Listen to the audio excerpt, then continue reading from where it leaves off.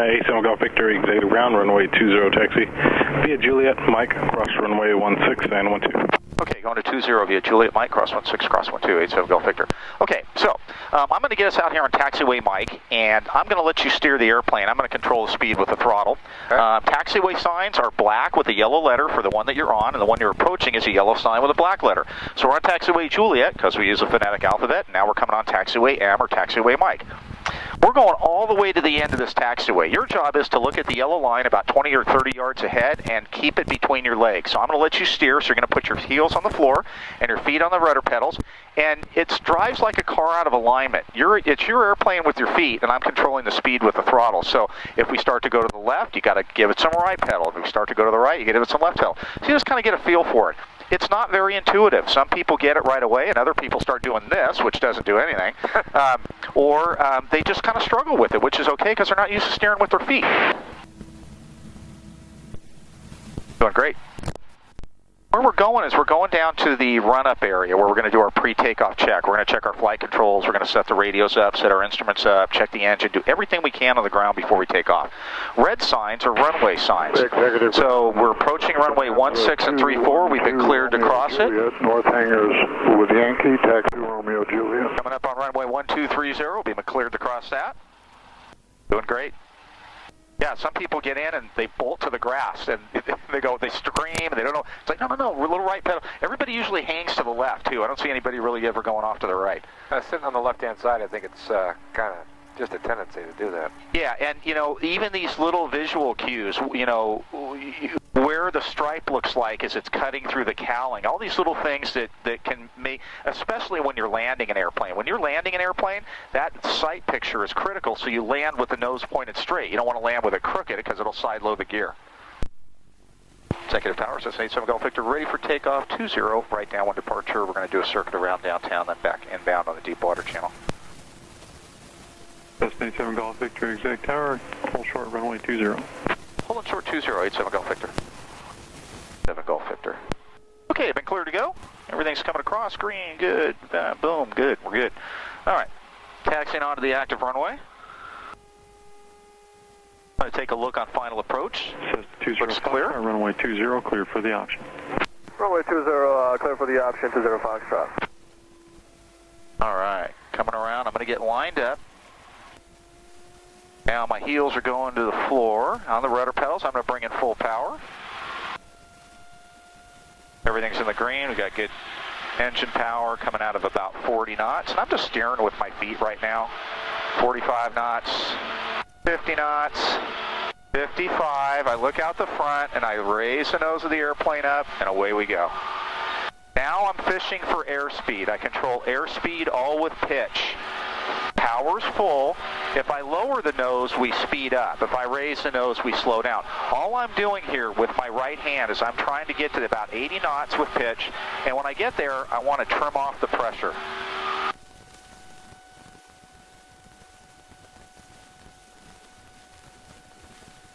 About right there. Never want to fly with your hands off the yoke. That's not, we don't fly like that. But you just have your hand on the yoke. You don't want to be fighting it. Tower 87 Golf Victor, we seem to have lost the Bonanza. 7 Golf Victor, right turn to your discretion. They're no factor. They're north of you, northbound. Copy that. In the turn, 87 Golf Victor.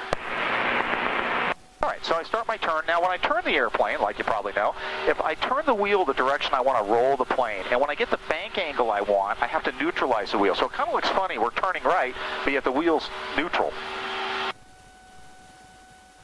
All right, we're continuing the turn.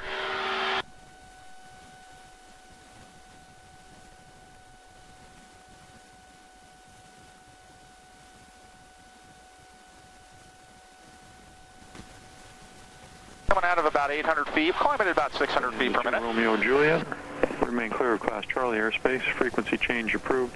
And the last word I got on the Mather TFR was 5-mile radius until 2:30 this afternoon. And coming out of 1,000 feet, I'm going to roll the wings level as we continue to climb here. I'm going to go up to about 1,100 feet. I'm going to lead my level off by 50 feet because these guys are lazy. Here's 1,050. I look out the front of the airplane. I slowly push forward on the yoke till right about there. that looks pretty level when I'm looking out toward Lincoln from the top of the engine cowling. Now the plane's starting to accelerate, and it wants to climb, so I'm trimming off that nose-up pressure. I'm going to reduce power to cruise, which is about 2200, and now I'm just looking out there and looking in here.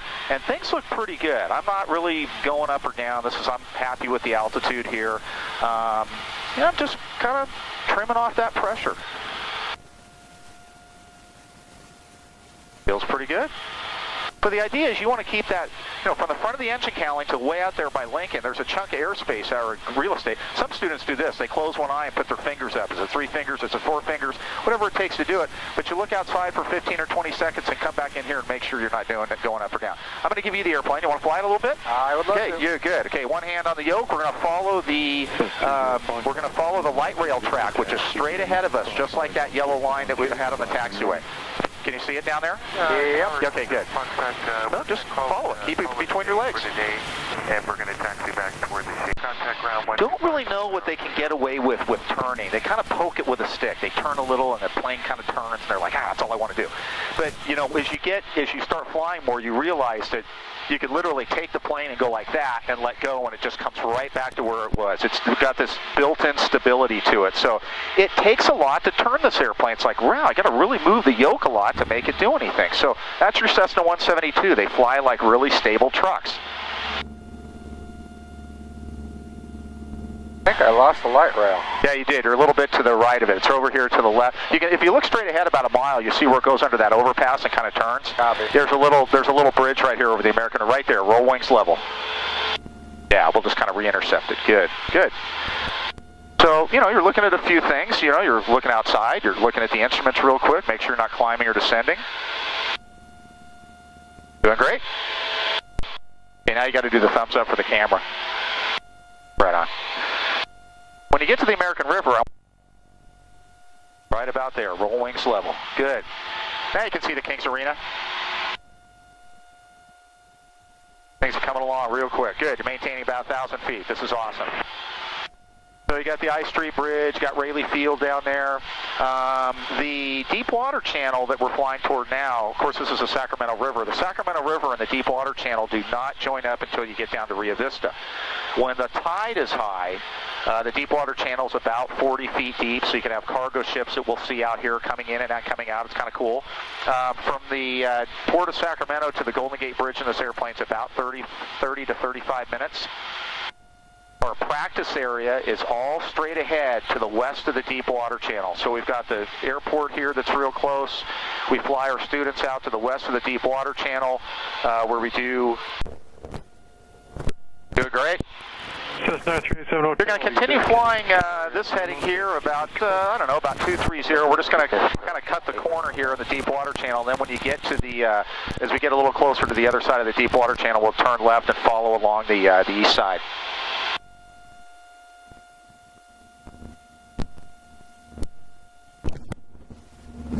Now, I'm going to show you something, my airplane for a second. When we teach a student how to climb, we do 3 things. If we're climbing or descending, it's always the 3 things in the same order. Let's say we're going to climb to 1,300 feet. So I tell the student, look out the front, lift the nose up for pitch to about right there on the horizon.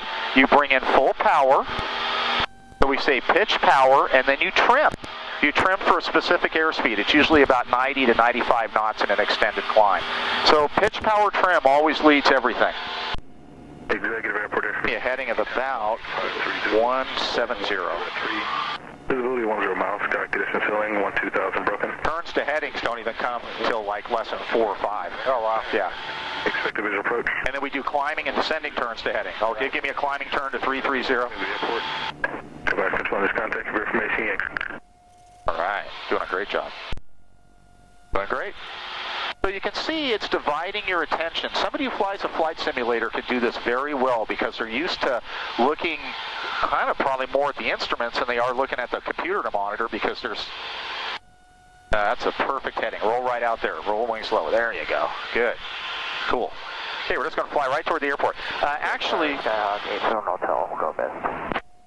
Lake Evergreen is in front of us. Do you see that little pond straight out there? You got the Sacramento River, and then straight ahead of us is Lake Evergreen. Just fly right over that. Gotcha. Copy that. Yep, and there's the airport. Yep. So what we're doing is we're back out inbound to the... I'm going to have you go ahead and start a left turn to City College. It's over there at about 10 o'clock with a big cement water tank right by the stadium. When you get pointed toward that, roll wings level. Right about there. Good job. Okay, my airplane, I have the flight controls. Okay, now we're in the traffic pattern, and I'm going to talk through a landing. First of all, I'm going to slow down to pattern power setting, which is about 1900 RPM. And when we get... Executive Airport Information Zulu is now current. When we get a beam the numbers over here off my right shoulder, that's our landing spot. I'm going to start the descent. And Tower 87 Golf Victor, like a long roll out to Juliet. Cessna 7 Golf Victor, long roll out at your discretion. 7 Golf Victor, thanks. Okay, beam the numbers. First thing I do is reduce power to 1400. These are mechanical numbers we teach the student to fly by the numbers. 1400 RPM. We're going to bring in 10 degrees of flaps, and I'm going to hold the nose level on the horizon. I'm going to use trim so the nose doesn't start getting too heavy, and I'm just letting the airplane decelerate to about 75 knots, all with pitch. When it gets to 75, it's going to start descending. There you go. I'm trimming for 75. Always teach a student to trim for airspeed. Okay, things look pretty good. I'm going to start the base leg here. So I'm coming around 75 knots, checking on final out there, looks good. Continue my turn.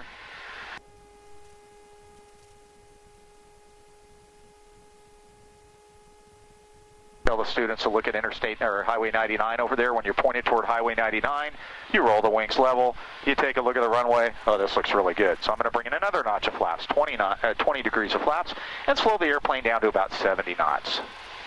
Now, as I roll on final, you're going to see the VASI lights. And if you fly simulator, you've seen these before. You see the set of lights off the left side of the runway? Yes, sir. White over white, we say you're out of sight. Red over white, you're all right, and red over red, we say you're dead because that means you're too low. Those lights do not move, they are fixed. So right now we're white over white. I'm a little bit high, so I've got the power back to idle, so we're just a glider. As long as we got airspeed, we're good. I'm going to come down here and intercept the glide slope. Looking for red over white. There it comes in. They help at night. At nighttime, we can't see these houses and trees underneath, so we certainly do not want to come in here with red over red at night.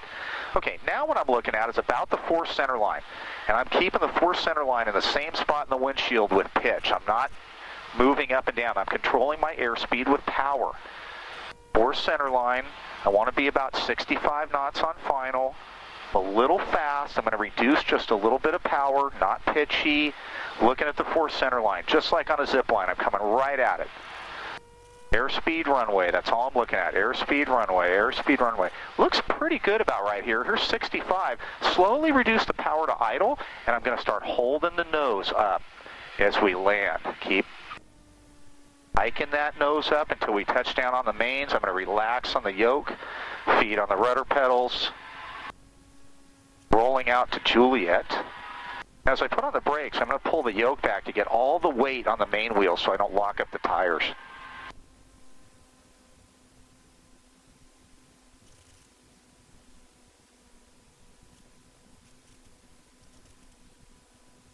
Off of Juliet.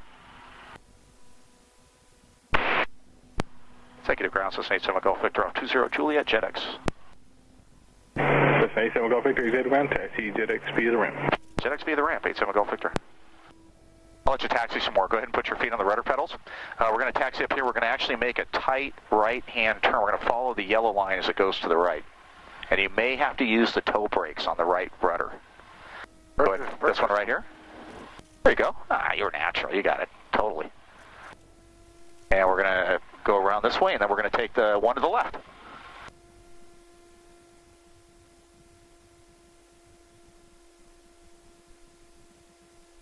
Ah, piece of cake.